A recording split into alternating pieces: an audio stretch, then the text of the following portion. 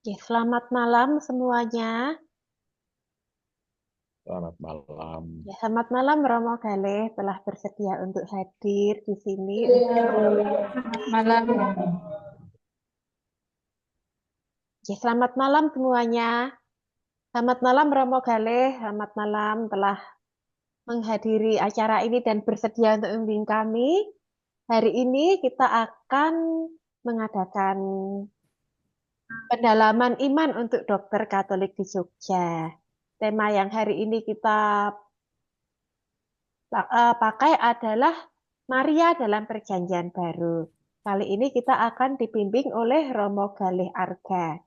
Romo Galih Arga ini merupakan dosen dan rohaniwan yang sekarang ada di Fakultas Filsafat Keilahian di Kentungan. Beliau berdomisili di Seminari Tinggi Santo Paulus di Jalan Kaliurang, kemudian menempuh pendidikan Fakultas Teologi Weda Bakti Sanata Dharma, Biblical Study Boston College School of Theology, USA, Organization and Leadership in San Francisco University, California, USA, dan Biblical Study Jesuit School of Theology, Santa Clara University, California, USA. Selamat malam Romo, lama sekali ya di Amerika ya Romo. Halo? Ya, ini Ya, ya, sinyalnya ini putus-putus Romo, ini mohon maaf. tidak Oke, apa-apa. mungkin sebelum kita mulai acara pada malam hari ini, kami mohon Romo untuk doa pembukaan dulu Romo. Mari para dokter semuanya kita berdoa pembukaan dalam nama Bapa dan Putra dan Putra dan Roh. Tuhan. Menutup rangkaian kegiatan bulan Maria pada bulan Oktober ini, semoga Kau dampingi kami untuk merenungkan Bunda Maria sebagai Bunda Gereja, agar Maria menjadi teladan kami beriman, dan dampingilah acara kami, berkatilah acara kami ini, agar acara memahami dan mengerti peran Bunda Maria di dalam hidup kami sebagai orang beriman. Ini kami mohon dengan perantaraan Kristus Tuhan kami. Amin. Dalam Amin. nama Bapa dan Putra. Amin. Oke, monggo Romo, terima kasih sekali telah bersedia membimbing kami. Monggo Romo untuk menyampaikan materi. Terima kasih para dokter, izinkanlah saya untuk share screen saya. Kok saya belum bisa share screen ya? Sudah jadi co-host belum? Belum ini. Oh, sudah. Nah, semoga sudah melihat tempat saya, screen saya ini akan saya bukakan PowerPoint saya. Nah, sudah bisa melihat ya para dokter. Sudah Oke, mau? Romo, terlihat Romo. Kita akan mulai. Maria dalam teks perjanjian baru. Eh, para dokter, saya itu mengajar tentang kitab suci, terutama perjanjian baru, karena biasanya kalau kita belajar kuliah kitab suci, saya selalu ditanya, mau mengajar yang perjanjian lama atau perjanjian baru? Seperti para dokter begitulah. Lalu saya spesifikasi perjanjian baru, maka saya akan mengajak Anda semuanya untuk bermenung dari Maria perjanjian baru. Kita akan melihat beberapa pertanyaan untuk renungan kita. Apakah sungguh-sungguh bahwa Maria itu mengandung Yesus tanpa mengadakan relasi seksual dengan suaminya? Ini kan selama ini kita pahami Bunda Maria itu dikandung tanpa noda. Atau ada bahasanya Maria itu Immaculate Conception, gitu ya bahasa Inggrisnya. Tidak ada noda dosa sekalipun. Karena anak yang dikandungnya itu berasal dari Roh Kudus, bukan anak Yosef secara biologis. Itu yang pertama yang akan kita renungkan dalam presentasi saya pada malam hari ini. Berikutnya, pertanyaan yang kedua adalah, kalau tidak ada unsur pembentuk dari pria, mengapa Yesus terlahir sebagai seorang lelaki? Itu pertanyaan yang menarik dari seorang teman saya ketika kuliah. Kalau Yesus itu dilahirkan tanpa ada unsur dari seorang bapak, tetapi langsung dari Allah, Mengapa yang jadi adalah laki-laki begitu ya? Kok tidak double atau hibrid gitu ya? Tapi seorang laki-laki. Nah, dua renungan ini akan saya ulas dalam pendekatan terhadap teks-teks di dalam Perjanjian Baru yang ada dalam teks terutama Injil Matius dan Injil Lukas. Apakah salah satu ibu dokter bisa membacakan teks yang di depan ini? Ini adalah teks dari Injil Matius. Ketika kelahiran Yesus Kristus adalah sebagai berikut. Pada waktu Maria ibunya bertunangan dengan Yusuf, ia ternyata mengandung dari Roh Kudus sebelum mereka hidup sebagai suami istri. Ini Injil Matius bab 1. Karena Yusuf suaminya seorang yang tulus hati dan tidak mau mencemarkan nama istrinya di muka umum, ia bermaksud menceraikan dengan diam-diam. Jadi dalam teks yang kita miliki Injil Matius dikatakan bahwa ketika masih bertunangan dengan Yusuf, Maria itu sudah mengandung tanpa berelasi biologis dengan Yusuf. Dan Yusuf itu sebenarnya punya hak untuk menceraikan dia. Tidak jadi menikah secara resmi secara Yahudi. Tetapi Yusuf itu tidak mau melakukan itu. Bahkan dikatakan di dalam teks itu, dia tidak mau mencemarkan nama Maria di muka umum. Artinya Yusuf tidak mau membuat Maria itu diadili. Karena ada aturan. Lalu saya cari aturannya sebenarnya bagaimana ketika ada seorang perempuan itu sebelum menikah sudah hamil dulu. Maka saya menemukan aturannya di dalam orang Yahudi itu seperti ini. Di dalam kitab Ulangan, aturan Yahudi ketika seorang hamil di luar nikah. Saya bacakan dari kitab Ulangan bab 22 ayat 23 sampai 27. Apabila seorang kedapatan tidur dengan seorang perempuan yang bersuami, maka haruslah keduanya dibunuh mati. Laki-laki yang telah tidur dengan perempuan itu dan perempuan itu juga. Demikian harus kau hapus yang jahat itu dari antara orang Israel. Jadi ini aturan yang pertama, kalau ada orang berbuat zina lalu hukumannya hukuman mati. Dengan cara apa? Biasanya dengan cara dilempari batu sampai mati. Para dokter mungkin ingat cerita tentang Maria, seorang yang berzina kedapatan lalu mau dilempari batu itu ya, tapi tidak jadi karena Yesus mengatakan, siapa yang tidak berdosa silahkan melempari batu yang pertama, begitulah kata-katanya itu. Lalu yang kedua, aturan yang kedua, apabila ada seorang gadis yang masih perawan dan sudah bertunangan, jika seorang laki-laki bertemu dengan dia di kota dan tidur dengan dia, maka haruslah mereka keduanya kamu bawa keluar pintu gerbang kota dan kamu lempari dengan batu sehingga mati. Gadis itu, karena walaupun di kota ia tidak berteriak-teriak dan laki-laki itu karena ia telah memperkosa istrinya sesama manusia.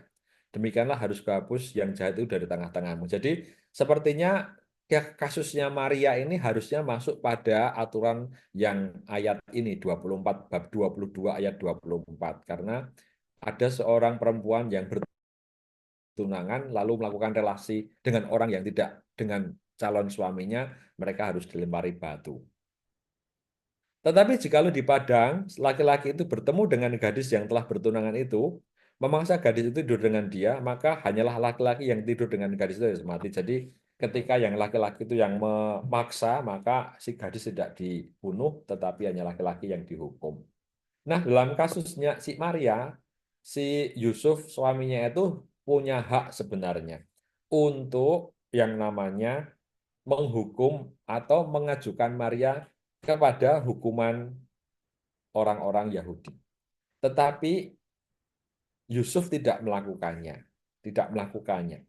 Bisa jadi karena mungkin Maria bercerita apa yang dia alami, bahwa dia mengalami peristiwa yang tidak biasanya, bahwa dia tidak berrelasi dengan siapapun, tiba-tiba dia itu mendapat seorang anak dari Roh Kudus. Sehingga lalu Yosef berusaha untuk menerima si Maria ini dari sebagai istrinya. Aturan yang berikutnya dari ayat berikutnya saya bacakan. Tetapi gadis itu janganlah kau apa-apakan. Ini sambungannya dari yang tadi ya para dokter, bahwa ketika ada seorang gadis itu dipaksa berelasi seksual tetapi dia menolak, lalu yang dihukum hanya si laki-laki yang memaksanya itu. Gadis itu tidak ada dosanya yang sepadan dengan hukuman mati. Sebab perkara ini sama dengan perkara seorang yang menyerang sesama manusia dan membunuhnya. Jadi ini aturan juga diberikan kepada orang yang memaksa orang lain. Sebab laki-laki itu bertemu dengan dia di padang.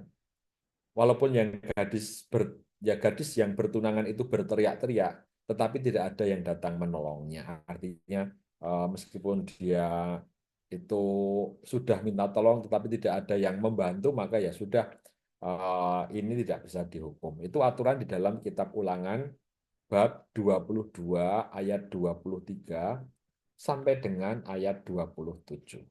Jadi teks-teks ini menceritakan bagaimana Yosef itu atau suami Maria itu yang harusnya punya hak untuk menghukum Maria, tetapi dia tidak melakukannya karena Yosef memahami bahwa Maria mengalami peristiwa yang tidak biasa, yang tidak biasa terjadi, dan Yosef percaya akan peristiwa yang dialami Maria itu. Itu yang ada di dalam teks Injil Matius. Nah, peristiwa ini juga didasarkan pada cerita tentang silsilah Matius. Jadi Injil Matius, Markus, Lukas, Yohanes itu yang paling panjang adalah Matius, karena Matius itu memiliki 28 bab, itu paling panjang dibanding Injil yang lain tidak sepanjang itu. Nah, di salah satu bagiannya di awal bab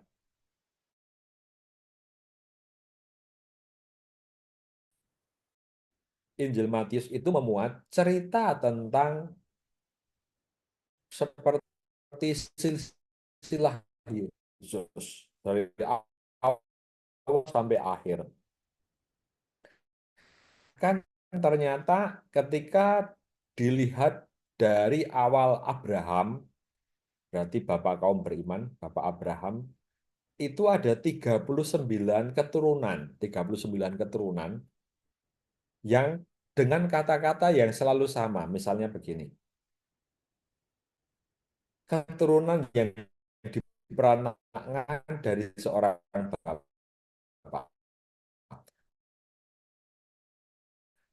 Abraham memperanakkan Iska. Iska memperanakkan Yakub. Yakub memperanakkan Yusuf. Begitu ya. Sampai kepada yang 31. Kata-katanya tidak demikian. Kata-katanya berubah menjadi seperti ini.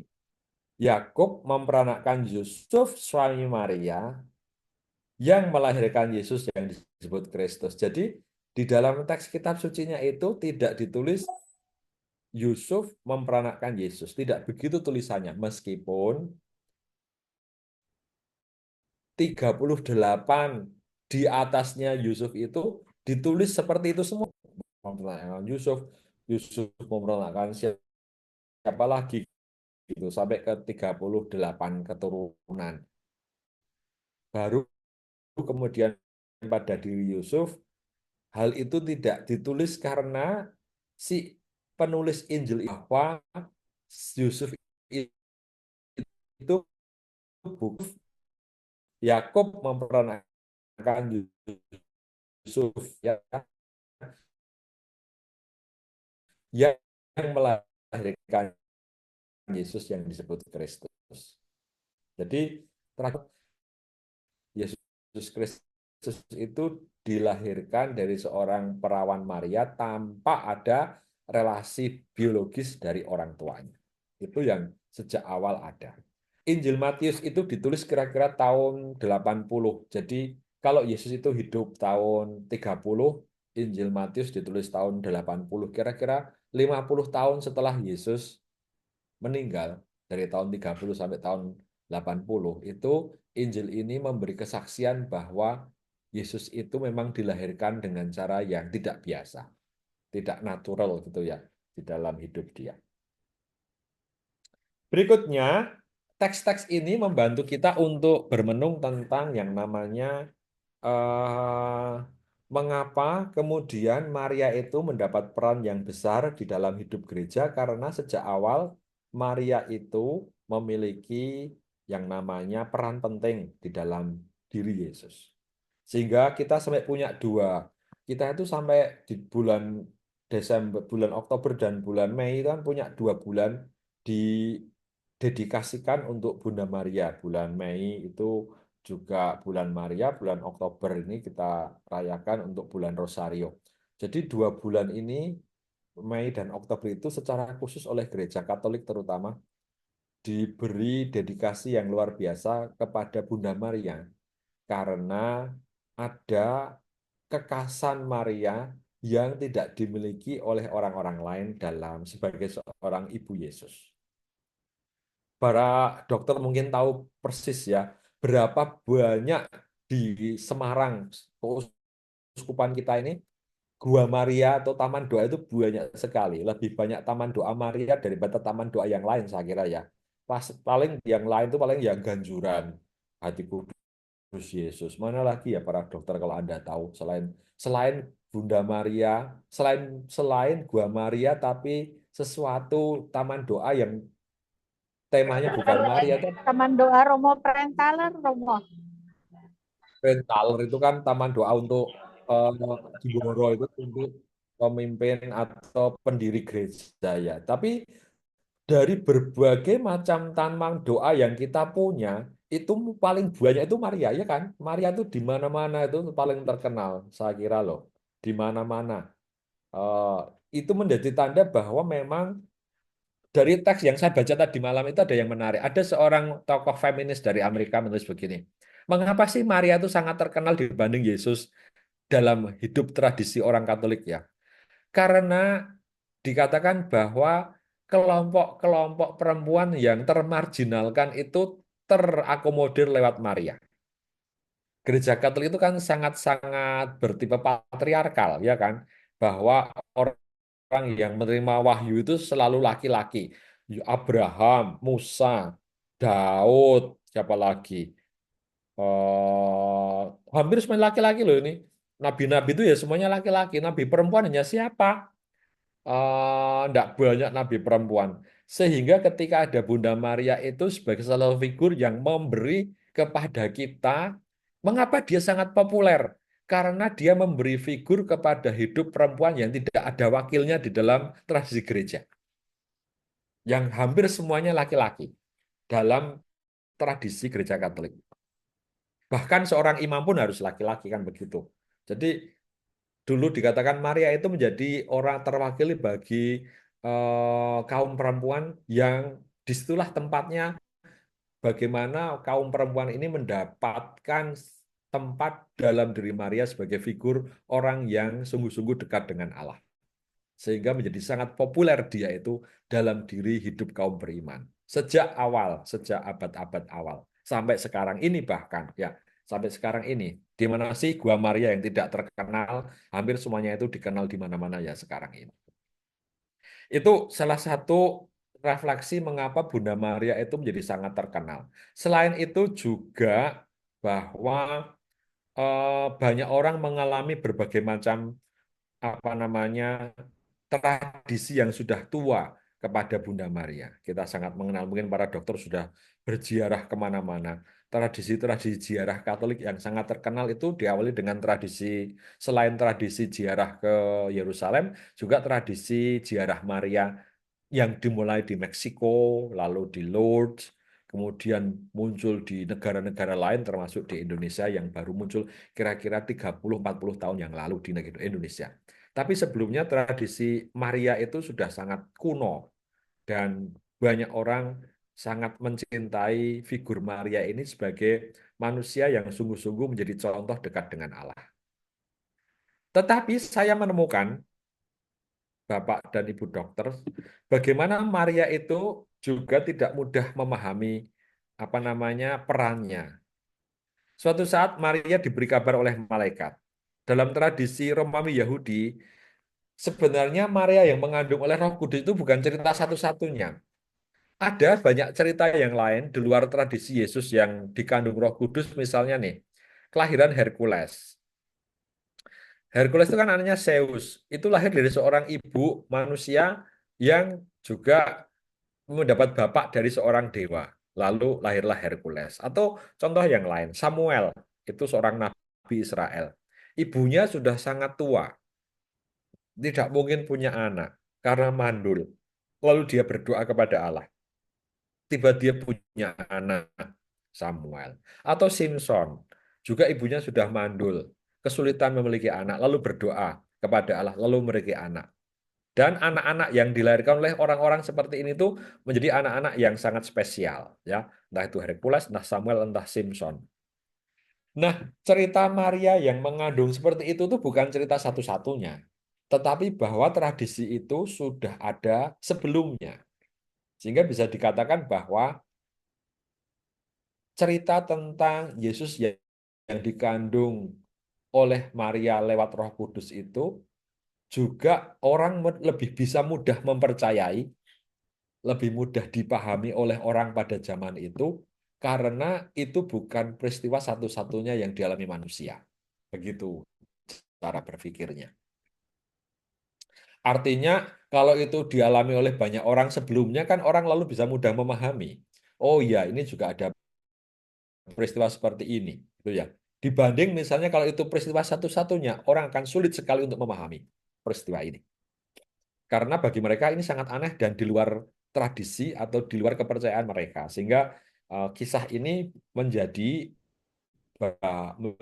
kita memahami bahwa mengapa orang Israel, orang Yahudi waktu itu, atau orang Kristen begitu mudah menerima peristiwa Maria yang mengandung Yesus tanpa noda ini diterima dengan mudah. Karena sebelumnya sudah ada tradisi-tradisi yang seperti itu yang mereka terima. Begitu penjelasan saya tentang bagaimana Maria itu mengandung oleh dari Roh Kudus. Tetapi, saudara-saudari, dalam pengalaman, Maria itu tidak mudah untuk memahami mengapa saya mengandung anak yang nanti harus disebut anak Allah. Itu tidak mudah bagi dia. Apakah para dokter ada yang bersedia untuk membacakan teks di depan ini dari Injil Lukas? Dokter Lisa bisa membacakan teks ayat 41 sampai 44 ini. Ya Romo, Maria tidak memahami Yesus. Tiap-tiap tahun orang tua Yesus pergi Ya. ke Yerusalem pada hari raya Paskah. Ketika Yesus telah berumur 12 tahun, pergilah mereka ke Yerusalem seperti yang lazim pada hari raya itu. Sehabis hari-hari perayaan itu, ketika mereka berjalan pulang, tinggallah Yesus di Yerusalem tanpa diketahui orang tuanya. Karena mereka menyangka bahwa ia ada di antara orang-orang seperjalanan mereka, berjalanlah mereka sehari perjalanan jauhnya, lalu mencari dia di antara kaum keluarga dan kenalan mereka. Saya hentikan dulu ya dokter nanti lagi. Jadi para dokter semuanya, orang Yahudi itu punya kebiasaan pada hari Paskah, mereka harus merayakan Paskah di ibu kota. Padahal rumahnya Yesus itu ada di Nazaret. Dari Nazaret ke ibu kota itu jaraknya 270 km. 270, banyak 270 kayak dari mana ya? Jogja ke mana ya 270 km itu? Jogja ke Bandung kali ya. Kalau di Jogja ke Bandung itu 330 ya sekitar Jogja Bandung lah. Itu 10 hari, sehari kira-kira 25 kilo lah orang berjalan itu. Jadi dia itu berjalan 10 hari untuk merayakan Paskah. Dan itu dilakukan setiap tahun, harus begitu, wajib. Seluruh orang Yahudi yang sudah berumur 12 tahun lebih itu harus ke Yerusalem, entah apapun caranya. Maka Paskah Yahudi itu selalu bulan Mei atau bulan April, seperti Paskah kita. Karena kalau bulan-bulan Agustus itu panasnya bukan main summer gitu, atau bulan Desember itu dinginnya bukan main ada snow gitu ya. Sehingga bulan-bulan seperti ini masih bulan-bulan kayak setelah selesai selesai musim dingin, lalu mereka mulai dengan yang namanya musim berbunga, sudah hangat, sehingga mereka kalau jalan kaki itu mudah. Nah, ketika mereka selesai ibadah, orang tuanya pulang. anggapannya Yesus itu tidak bersama mereka, tapi ternyata mereka hilang. Jadi dan pulang lagi ke Yerusalem, berarti mereka kira-kira sudah menghabiskan 30 kilo, kira-kira dari Klaten, ya gitulah, ya. Jadi mereka Yesus itu orang tuanya pulang lagi ke Yerusalem setelah 30 kilometer jalan kaki. Kebangetan tadi, jadi dicari lagi gitu.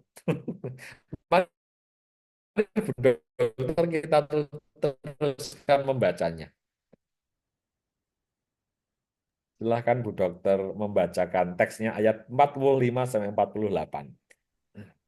Karena mereka tidak menemukan dia, kembalilah mereka ke Yerusalem sambil terus mencari dia. Sesudah 3 hari mereka menemukan dia dalam bait Allah. Ia sedang duduk di tengah-tengah alim ulama sambil mendengarkan mereka dan mengajukan pertanyaan-pertanyaan kepada mereka. Dan semua orang yang mendengar dia sangat heran akan kecerdasannya dan segala jawab yang diberikannya. Dan ketika orang tuanya melihat dia, tercenganglah mereka. Lalu kata ibunya kepadanya, "Nak, mengapakah engkau berbuat demikian terhadap kami? Bapamu dan aku dengan cemas mencari engkau." Ya, jadi saya hentikan dulu ya Bu Dokter. Jadi 3 hari artinya tuh seberapa besar sih bait Allah itu kok sampai 3 hari mencarinya gitu kan? Kalau besarnya bait Allah itu hanya sebesar gereja Kota Baru, gereja Bandang itu kan kecil sekali pasti langsung ketemu ya kan? Tapi para dokter sa- kebetulan sekali saya waktu itu kuliah di saya akan nanti menunjukkan kepada Anda. Bait Allah itu besarnya kira-kira 390 meter kali 420 meter. Itu berarti 3 kali lapangan sepak bola. 4 kali lapangan sepak bola. Besarnya Bait Allah itu 4 kali lapangan sepak bola.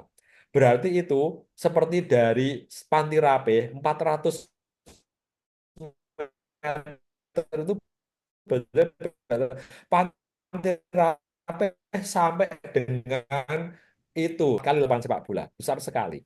Wah, sangat besar.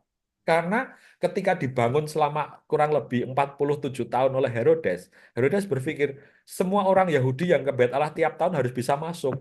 Sehingga dia memungkinkan sekali masuk ada 400.000 masuk bersama-sama. Ya, jadi 400.000 orang itu masuk bersama-sama ke Bait Allah itu besar bukan main.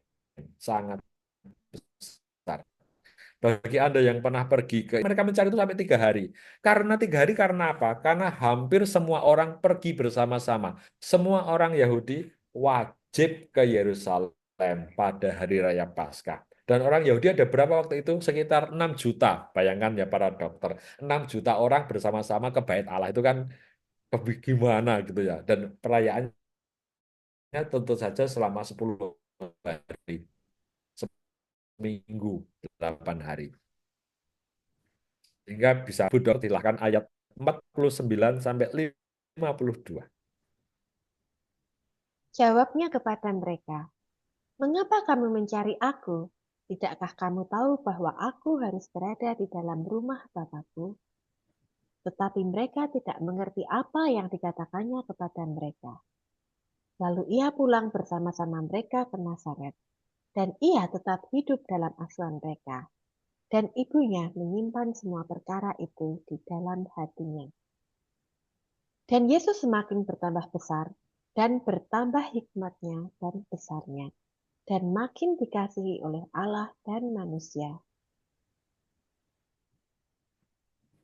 Jadi ini salah satu contoh Maria itu sebenarnya tidak paham akan Yesus. Aku dua anak jadi dikandung dari Roh Kudus, tetapi kok anak itu kurang ajar gitu ya. Sudah aku cari 4 hari, Mbok ya kalau ketemu ngomong terima kasih sudah menemukan aku, malah mengapa kamu mencari aku? Loh, pilih. Nah, itu ya. Jadi ayat 49 tuh, coba kalau buat para dokter tuh punya anak, dicari-cari 4 hari nggak ketemu.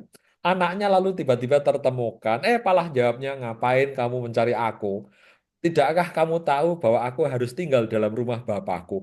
Ini apa maksudnya? Sehingga Maria itu mungkin jengkel gitu ya kalau jengkel tuh oh tak jalo tak jewer gitu ya atau harus dimarahi macam-macam. Tapi Maria itu menyimpan dalam hatinya. Artinya menyimpan ya dia itu marah, bergulat, bingung, iki apa maksudnya. Dia tuh tidak paham. Tidak paham terhadap sikap anak Yesus sebagai waktu Yesus muda ini sebagai seorang anak yang tidak mudah dipahami gitu ya. Tidak mudah dipahami. Bayangkan saja 4 hari dicari, udah jalan bolak-balik dari Klaten ke Jogja, 7 kilometer. Jawabnya begitu menyakitkan begitu. Tinggal Bali wewes gitu ya, tinggal pulang saja. Nanti pulangnya suruh naik Grab sendiri gitu ya. Kalau ada, kan, kan tidak ada. Sehingga orang tuanya itu merasa bahwa tidak mudah perkara-perkara ini mereka pahami karena yaitu tadi anak ini berbeda dari orang yang biasa dan orang tuanya belum memahami sepenuhnya akan peristiwa itu.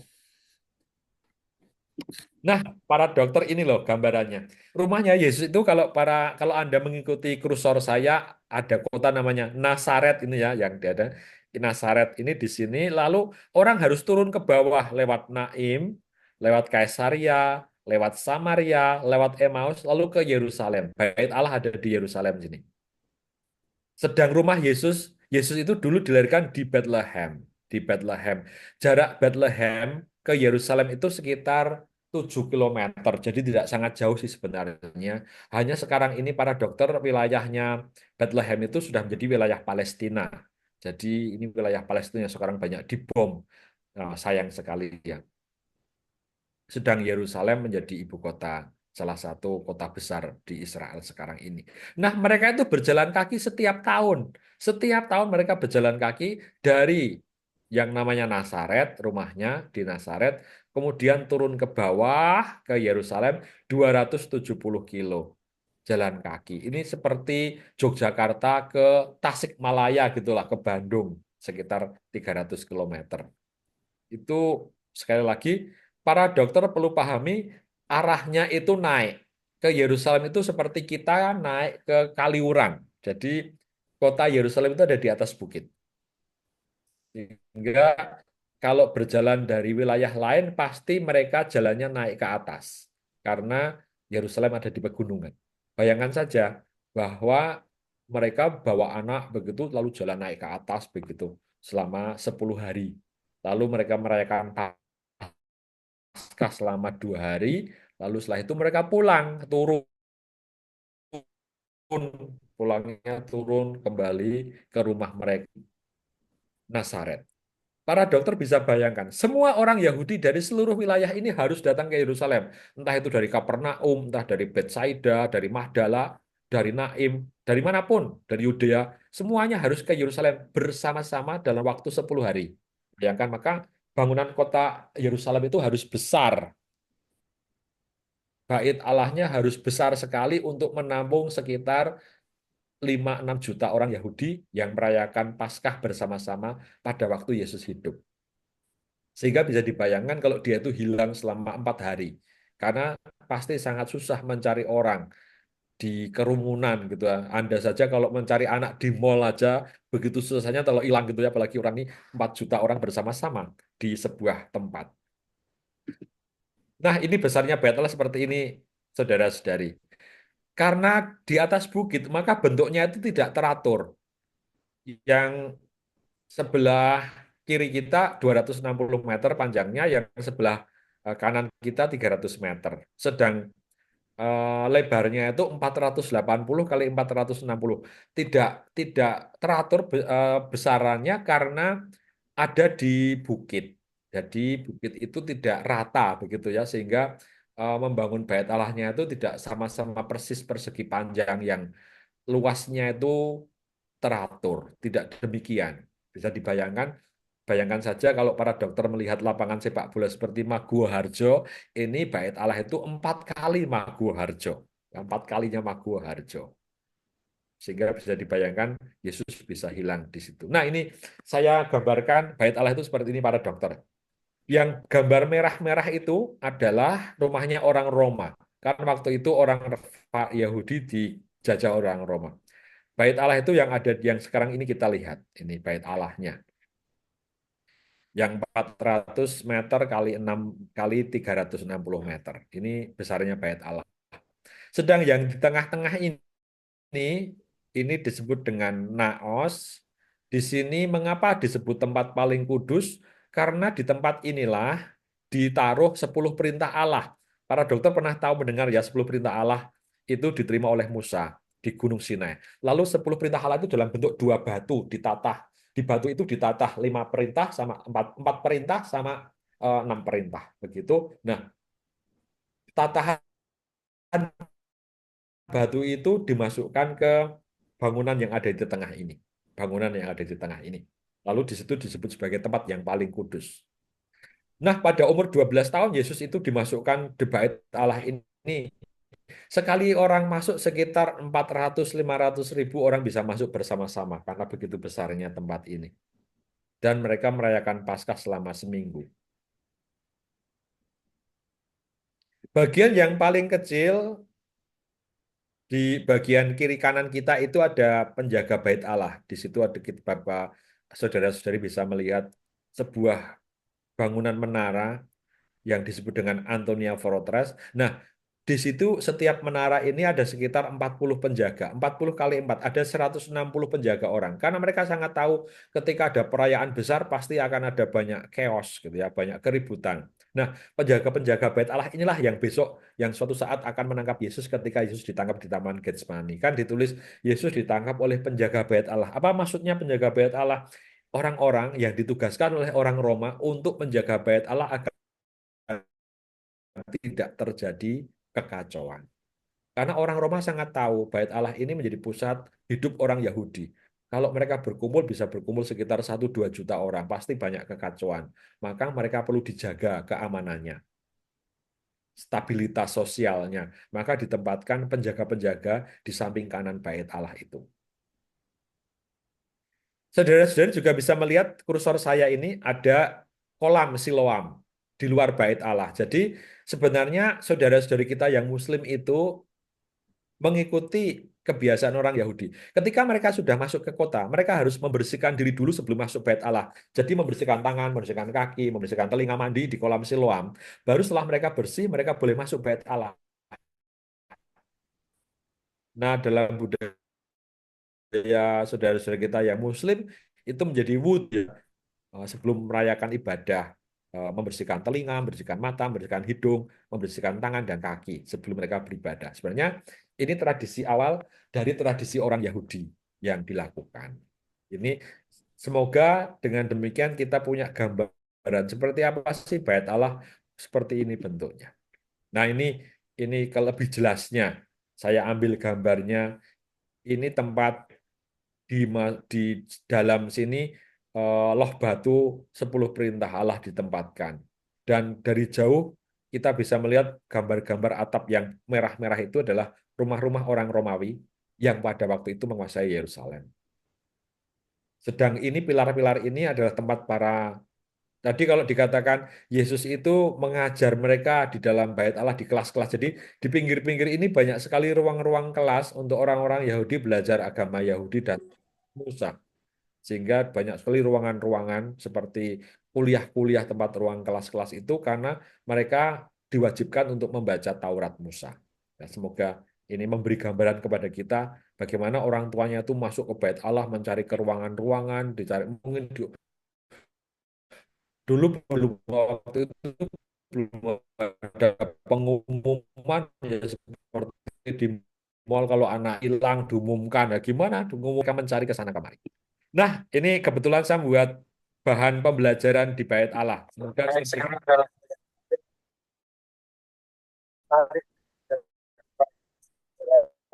suci perjanjian baru adalah bait Allah yang ada di belakang saya itu. Bait Allah ini dibangun oleh Herodes Agung pada tahun 3 sebelum Masehi, dan Herodes ingin agar orang tertarik kepada dia karena dia sebenarnya orang Yordan dari Edom, dan dia itu orang pengen agar tertarik pada kemampuan dia sebagai seorang raja, maka dia membangun bait Allah yang panjangnya 360 meter, lebarnya 240 meter bait Allah ini. Jadi kalau orang masuk semuanya, bisa sekitar 300.000 orang masuk bersama-sama dalam masa Paskah. Orang Yahudi wajib datang ke bait Allah dari manapun juga mereka berada, minimal 1 kali, atau mereka datang 3 kali ke dalam bait Allah. Pada hari raya Paskah, biasanya bulan Maret atau April, ada hari raya Sukot atau Roh Kudus atau turunnya 10 perintah Allah, dan yang terakhir pada masa yaitu pentahiran bait Allah pada bulan Januari. Nah, jadi orang akan datang dari segala penjuru masuk ke sini. Apa yang mereka lakukan sebelum masuk ke bait Allah? Mereka akan berada di kolam Siloam ini. Mereka membasuh diri di kolam Siloam ini, lalu masuk ke pintu gerbang di dalam sana dan masuk ke dalam bait Allah. Nah, jadi mereka perlu ritual pembersihan diri dulu sebelum masuk ke bait Allah. Di depan kita persis ada 4 buah menara tinggi. Kita menamakan itu adalah Antonia Fortress atau menara penjaga bait Allah milik orang Yahudi. Di setiap menara ada sekitar 80 orang setiap hari. Jadi kalau ada 4 menara, 80 kali 4 ada 320 orang berjaga. Dan itulah tentara yang dulu menangkap Yesus. Kalau Injil Yohanes bercerita bahwa Yesus ditangkap oleh para penjaga bait Allah. Itulah tentara yang menangkap Yesus. Mari kita mendekat sebentar. Bagaimana bentuknya bait Allah? Bait Allah ini bagian paling tengah kita sebut sebagai naos, yaitu tempat yang paling suci di dalamnya. Di mana di dalamnya itu terdapat loh batu yang dibawa oleh Musa, yaitu 10 perintah Allah, itu ada di paling dalam. Ya. Jadi bagi orang Yahudi, bait Allah adalah tempat Allah yang hadir. Allah hadir di sana. Maka orang harus berkunjung ke bait Allah, mempersembahkan kurban di bait Allah. Termasuk kita tahu, Yesus Kristus ketika bayi, orang tuanya mempersembahkan 2 burung tetukur di bait Allah. Dan imam menerima itu. Setelah naos, di samping naos, ada ruangan yang lain untuk menyimpan benda-benda minyak. Di bagian luarnya dibagi antara perempuan dan laki-laki, orang bisa masuk bersama. Di bagian serambi-serambi itu adalah tempat orang belajar. Anak-anak Yahudi harus belajar kitab suci. Ada di sana. Termasuk orang-orang non-Yahudi pun boleh berada di sana. Dan ini adalah bagian dari bait Allah. Sekarang kita tahu bahwa tahun 66 orang Yahudi mulai memberontak kepada Roma. Sampai nanti tahun 70. Dan tahun 70 Roma menghancurkan semuanya. Semua uang diambil dari bait Allah itu. 1,2 juta keping emas dan perak diambil dari bait Allah ini dan dikirim ke Roma oleh Titus, Jenderal Roma. Sampai sekarang orang Yahudi masih merindukan bagaimana mereka akan memiliki bait Allah yang ketiga. Bait Allah pertama dibangun oleh Raja Salomo, bait Allah yang kedua dibangun oleh Raja Herodes, bait Allah yang ketiga masih dirindukan untuk dibangun ulang. Sekarang bait Allah isinya adalah Masjid Al-Aqsa, tempat Nabi Muhammad naik ke surga. Jadi sangat berbeda sekali bait Allah sekarang ini. Orang Yahudi merintih-rintih di belakang sana, di tembok yang hanya 100 meter panjangnya, dalamnya diisi oleh Nabi Muhammad yang naik ke surga. Sampai sekarang masih menimbulkan pertentangan dan perselisihan yang tidak pernah selesai. Kapan akan berakhir? Terima kasih.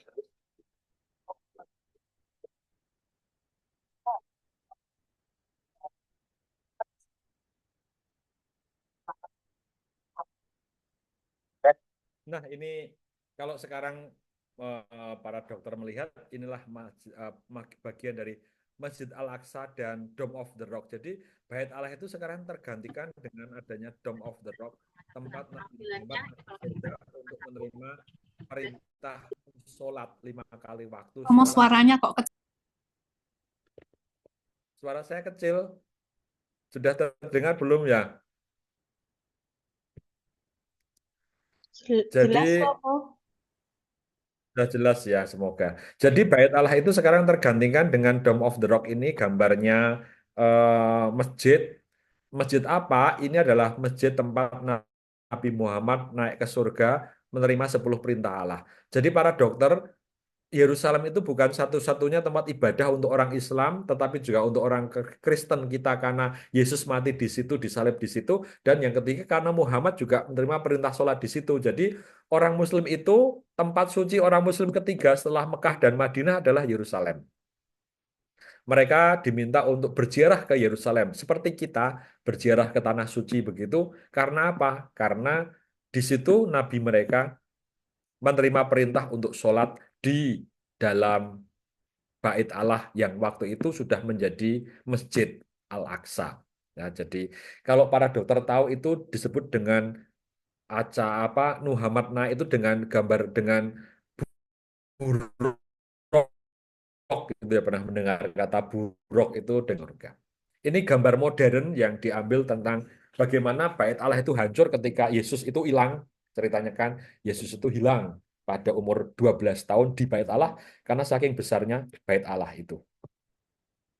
Baik, ini semoga membantu Anda semuanya untuk memahami secara arkeologi dan sosial apa sih maknanya Maria itu sampai tidak paham hidup anaknya karena anaknya taunya rumah bapak itu ya di Bait Allah karena bapaknya ada di rumahnya ada di situ dan dia tidak mau pulang ke Nazaret begitu ya, itu gambarannya.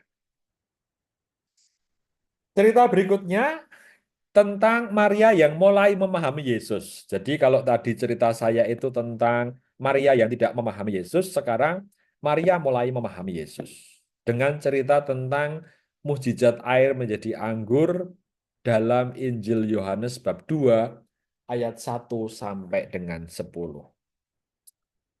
Saya bacakan. Pada hari ketiga ada perkawinan di Kana yang di Galilea dan Yesus ada di situ.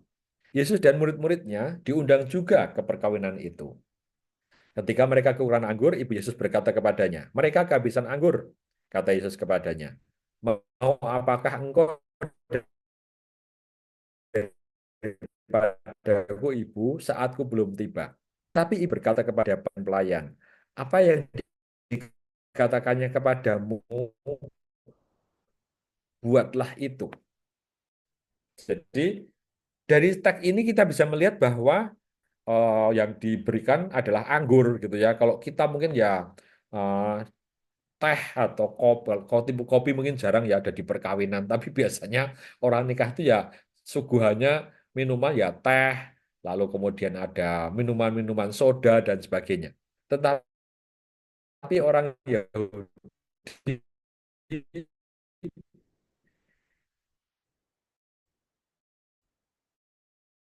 waktu itu lalu Yesus untuk membantu, tetapi Yesus tidak mau. Mau apakah engkau daripadaku, Ibu, saatku belum tiba. Saatku belum tiba itu aku belum saatnya membuat mukjizat, begitu ya kata kata Yesus. Yesus sebenarnya menolak untuk melakukan mukjizat.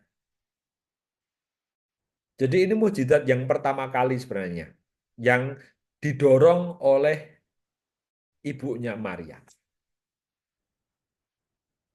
Kemudian ibunya itu meskipun Yesus tidak mau di ayat 4 itu kan katakannya kepadamu buatlah itu. Ibunya itu memaksa para pelayan. Sudah, nanti kalau dia mengatakan sesuatu, lakukanlah, percayalah dia akan melakukan. Jadi ibunya itu memaksa si pelayan-pelayan untuk melakukan apa yang diperintahkan Yesus karena ibunya sangat tahu Yesus akan melakukan sesuatu. Saya teruskan membacanya. Di masing-masing isinya dua tiga buyung. 6 tempayan, satu satu tempayan itu bisa untuk tiga tiga tiga apa namanya 3 buyung itu berarti kira-kira berapa liter ya? 6-7 liter ya. Satu tempayannya 7 liter. 7 kali 6 sudah 42 liter ya. Yesus berkata kepada pelayan-pelayan itu, isilah tempayan-tempayan penuh dengan air. Dan mereka pun mengisinya sampai penuh. Lalu kata Yesus kepada mereka, sekarang cedolah dan bawalah kepada pemimpin pesta. Lalu mereka pun membawanya. Setelah pemimpin pesta itu mencap air yang telah menjadi anggur, dan ia tidak tahu, dari panggil dan berkata kepadanya, setiap orang menghidangkan yang lebih baik dahulu menyimpan anggur yang baik sampai sekarang. Hal itu dibuat Yesus yang di Kana yang di Galilea sebagai yang pertama dari tanda-tandanya. Dan dengan itu ia telah menyatakan kemuliaannya dan murid-muridnya percaya kepadanya. Jadi saudara-saudari, anggur yang dibuat oleh Yesus itu adalah anggur yang sangat baik. Sampai si pemimpin pestanya mengatakan, loh biasanya itu anggur itu yang baik dulu diberikan, kalau orang sudah mabuk, baru yang tidak baik, karena orang sudah tidak ngerasa. Ibunya Yesus itu tahu, Yesus itu bisa membuat mukjizat. Yesus bisa. Mungkin kalau di rumah ya para dokter, ibunya Yesus itu sering melihat, Yesus minyaknya habis, lalu ting gitu ya, minyaknya ada lagi. Yesus berasnya habis gitu, tanpa pergi ke Superindo atau pergi ke supermarket itu, di rumah itu semuanya sudah terisi penuh gitu ya. Karena ibunya tahu bahwa Yesus bisa membuat mukjizat gitu. Sehingga ketika ada tetangganya kehabisan anggur, ibunya juga begitu, Yesus anggurnya habis gitu ya. Tapi Yesus ini nggak mau, wegah gitu ya, nggak mau karena dia merasa ini bukan tanggung jawab saya. Di dalam Injil inilah mukjizat dia yang pertama kali karena didorong oleh ibunya. Meskipun pada awalnya dia itu tidak mau membuat mukjizat. Jadi kalau cerita yang tadi, yang awal itu adalah Maria yang tidak paham tentang Yesus. Cerita yang sekarang ini yang kita lihat adalah cerita tentang Maria yang sangat memahami siapa Yesus. Jadi ada dua cerita yang berbeda. Tentu saja pasti dia berproses lama karena ketika Maria tidak paham Yesus itu usianya 12 tahun. Ketika Maria memahami ini, Yesus usianya sudah 30-an tahun. Jadi kira-kira sudah 30 tahun. 28 tahun ya. 18 tahun dia itu hidup bersama dengan Yesus dan semakin memahami siapakah anak saya ini sehingga dia bisa membuat mukjizat. Dan saya akan meminta dia untuk menolong orang lain yang berkesusahan di antara tetangga-tetangganya. Itu para dokter bagian berikutnya yaitu mukjizat air menjadi anggur. Saya meneruskan bagian terakhir ya. Bagian terakhir. Maria di dalam cerita ini menjadi yang berjuang untuk memahami anaknya. Lalu kemudian Maria itu bisa memahami Yesus sebagai orang yang tahu bahwa anaknya itu punya kapasitas, punya kemampuan tertentu dalam membuat mukjizat. Nah, ini bagi yang terakhir Maria Bunda Gereja. Bu Dokter bisa membacakan lagi teks terakhir ini, bagian terakhir dari presentasi saya.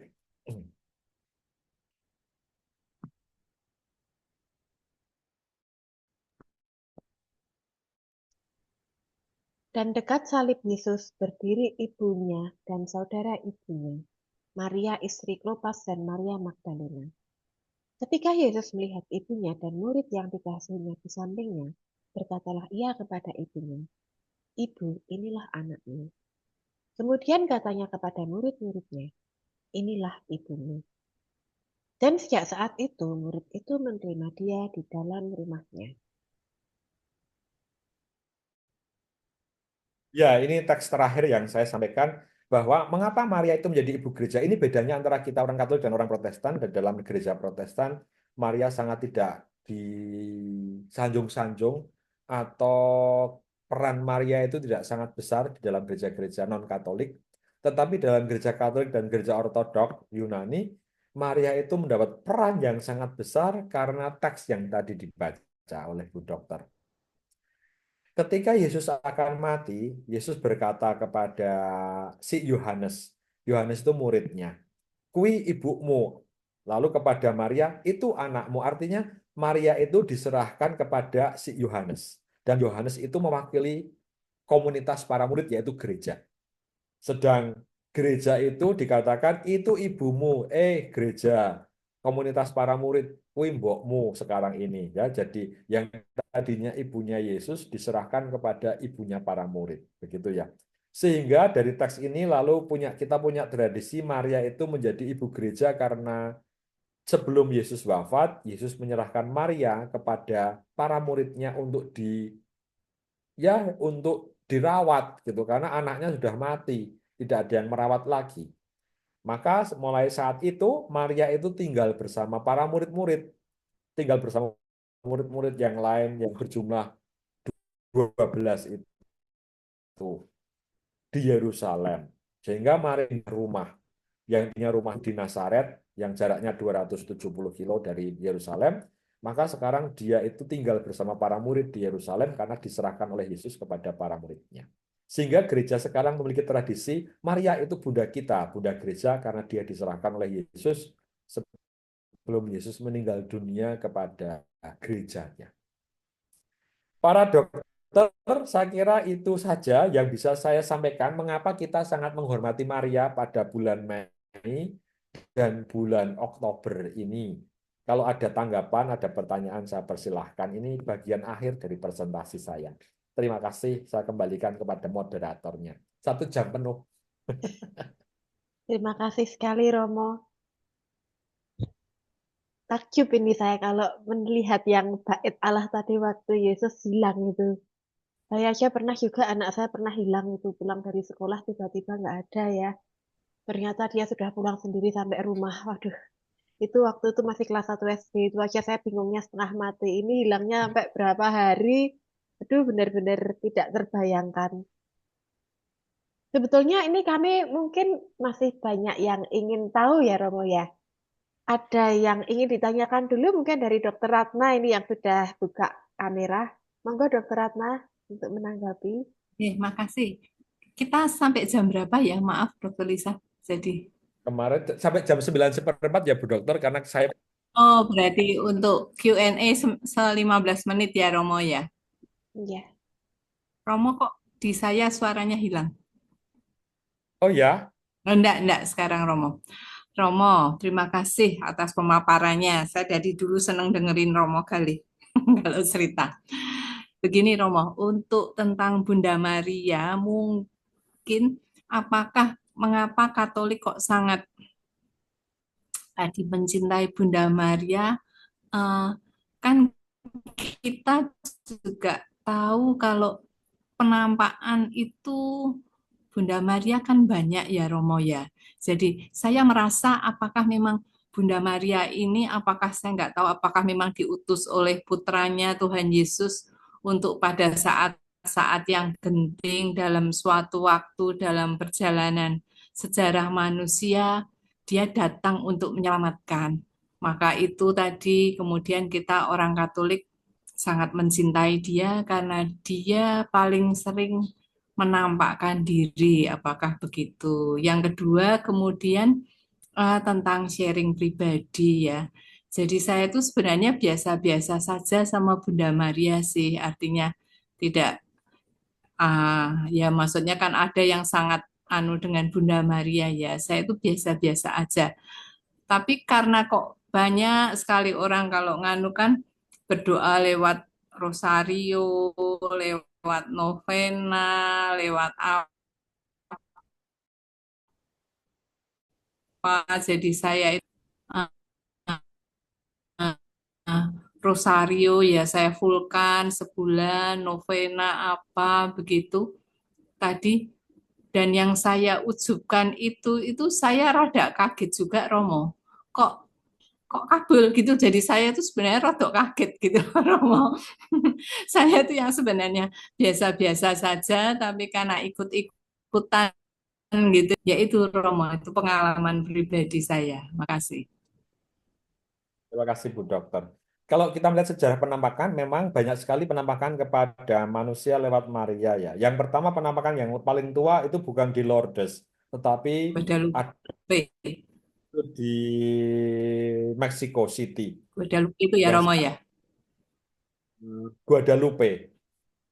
Ya, Guadalupe. Itu kok hamil juga Romo di situ? Gimana Bu Dokter? Kok hamil Romo? Bunda Ya. Marianya hamil kan katanya kalau Guadalupe? Bukan, Bunda Marianya itu bajunya itu dilepas dilepaskan lalu berubah di dalam bajunya keluar bunga mawar pada musim gugur yang tidak pernah keluar gitu. Ya. Nah, di Guadalupe itu Bunda Maria menampakkan diri karena orang-orang Indian dari Meksiko dijajah oleh orang-orang Spanyol. Lalu Bunda Maria membela orang-orang asli itu. Aku itu ibumu gitu ya. Jadi menampakkan diri pada saat ada penjajahan. Lalu yang Bunda Maria di Fatima itu juga terjadi pada Perang Dunia Pertama. Bunda Maria Lourdes terjadi ketika gereja mengalami krisis terhadap imam-imam gitu ya. Jadi memang penampakan-penampakan yang terjadi seperti yang Bu Dokter katakan itu merujuk pada sejarah-sejarah masa-masa krisis hidup orang gitu.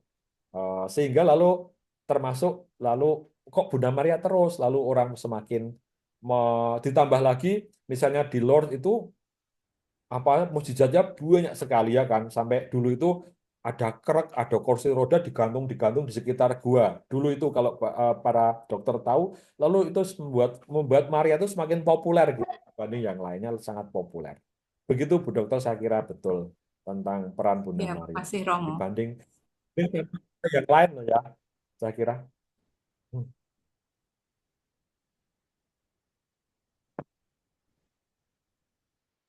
Ada lagi yang ingin ditanyakan?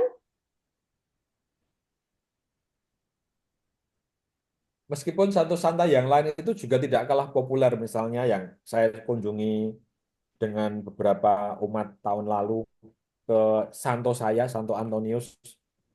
Jadi satu saat saya itu kalau saya boleh cerita ya, saya itu dulu tidak pernah berdevosi kepada santo saya namanya Antonius, tidak pernah sama sekali. Sama sekali tidak pernah berdoa. Meskipun itu nama baptis saya ya. Lalu suatu saat itu kalau saya masih ingat tahun 2006 2007 saya di Boston itu pertama kali hujan salju. Saya itu bersama 4 romo itu karena kami dari negara tropis semua, tidak pernah lihat salju. Kami itu main-main di luar dari jam 4 malam sampai jam setengah 12 malam. Sampai pastor tanya, kamu itu pada ngapain? Anak-anak sudah tua mainan salju malam-malam. Tapi kami lari-lari jam 11 malam mainan salju gitu karena sangat excited lihat salju pertama kali dalam hidup. Sampai setengah 12 malam saya masuk kamar. Saya tidak sadar, baru saya sadar itu pagi hari, kok kacamataku hilang. Jadi kacamata saya hilang. Dan selama seminggu di sekolah saya tidak bisa melihat. Karena minusnya silinder. Saya nangis-nangis itu mau beli kacamata mahal sekali pakai uang dolar.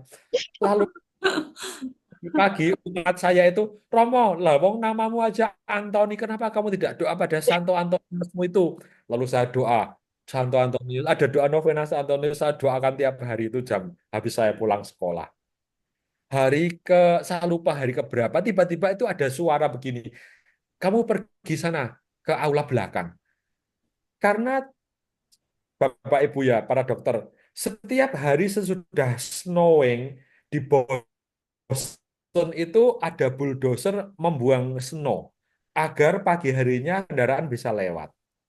Jadi kalau sudah jam 8 pagi snow hilang itu karena ada bulldozer 24 jam.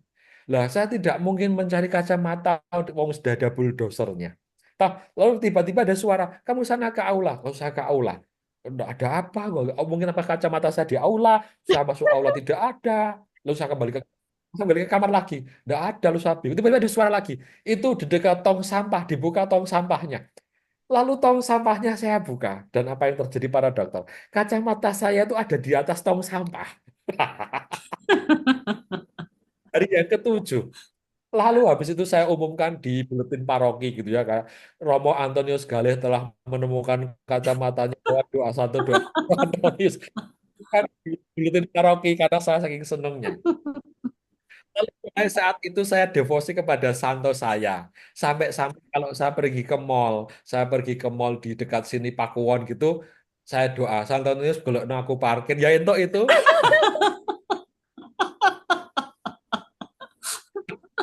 Jadi satu saya itu sangat sibuk ya, nyarikan tempat parkir, nyarikan buku, nyarikan ilmu, ketemu lah, sering ketemu gitu, sering ketemunya, jarang tidaknya. Kan saya bilang, santomu itu loh, tok kai gawean ora ora ono gunane golek parkir barang. Nyatane dhek gelem goleke soalnya kayak gitu. Melas ya, Mo ya. Lalu saya sampai berjanji Santo Antonius kalau nanti saya selesai kuliah, saya mau ziarah ke tempatmu di Lisbon dan di apa Roma. Maka saya itu sendirian waktu itu saya selesai kuliah, saya ke Lisbon. Saya ke tempat dia lahir ke Lisbon ke Portugal. Saya berdoa di makamnya sambil nangis-nangis karena saya selesai sekolah. Lalu saya habis itu saya lanjutkan ke Roma ke makam dia di Padua karena dia dimakamkan di situ. Jadi itu terkenal sekali juga sebagai sebuah tempat devosi, tetapi tidak seheboh Maria gitu devosinya itu ya. Orang lebih banyak berdoa kepada Maria. Meskipun si Antonius itu juga sangat terkenal di mana-mana. Oke. Begitu sih saya. Kalau tidak ada yang tanya, saya tanya lagi Romo. Boleh. Tadi Romo kan menyebutkan Simpson dan Hercules. Apakah itu historical? Kalau Simpson itu historical sebagai salah seorang dari yang namanya nabi-nabi di awal orang Yahudi. Jadi ketika orang Yahudi itu hidup di Israel, mereka harus berjuang melawan orang-orang asing yang ingin merebut tanah mereka. Nah, Simpson itu historical karena di situ. Pernah hidup, Dia orang Yahudi. pernah hidup memang. Ada ceritanya. Itu ada di teks kitab suci kita kalau Simpson itu. Kan katanya teks kitab suci kan tidak selalu itu kenyataan, toh Romo. Well, tidak Kalau selalu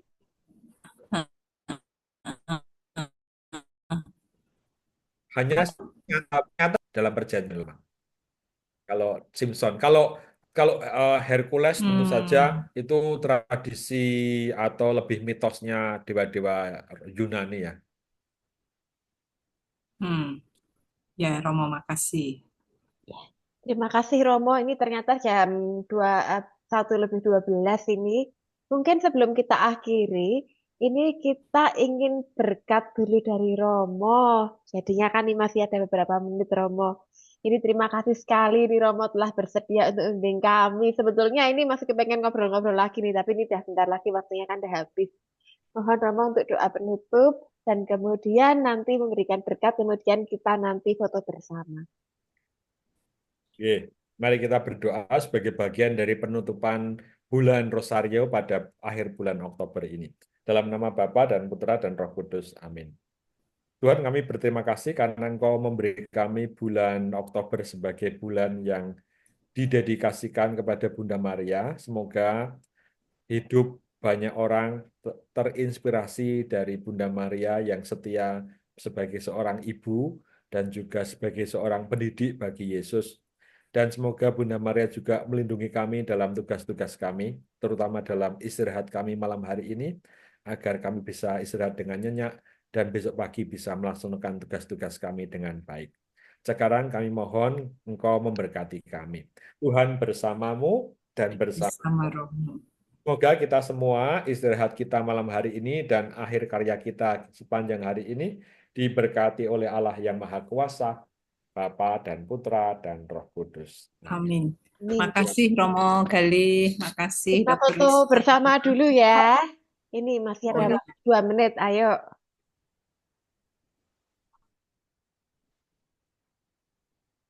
Ayo kita on cam dulu, kita foto bersama.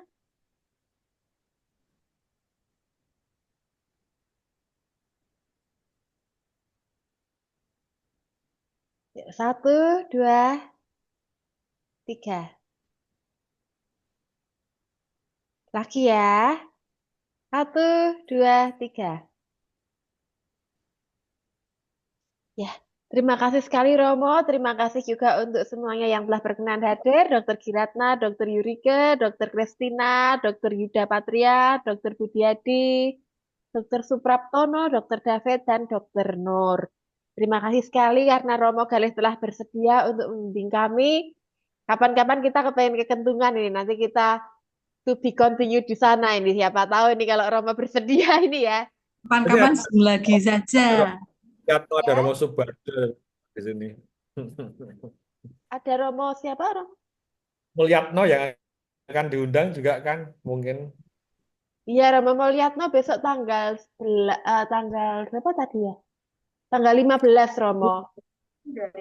Ya. Kamarnya di bawah saya di kamar dia. Oh ya, yang kemarin kita dengan Romo Subali. Ya,